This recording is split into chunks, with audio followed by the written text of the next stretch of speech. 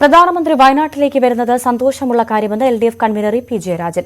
ദേശീയ ദുരന്തമായി പ്രഖ്യാപിക്കണമെന്ന് കേന്ദ്രത്തോട് ആവശ്യപ്പെട്ടിട്ടുണ്ടെന്നും പി ജയരാജൻ പറഞ്ഞു.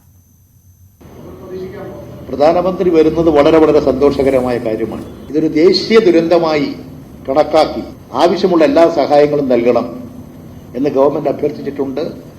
ഞാൻ മനസ്സിലാക്കുന്നത് മുഖ്യമന്ത്രി തന്നെ വെളിപ്പെടുത്തിയ ഒരു കാര്യം, ഈ ദുരന്ത സംഭവം ഉണ്ടായ ഉടനെ ആദ്യം അദ്ദേഹത്തെ വിളിച്ചത് കോൺഗ്രസ് നേതാവ് ശ്രീ രാഹുൽ ഗാന്ധിയാണ്, പിന്നെ പ്രധാനമന്ത്രിയാണ്, പിന്നെ ആഭ്യന്തരമന്ത്രി അമിത്ഷായാണ്.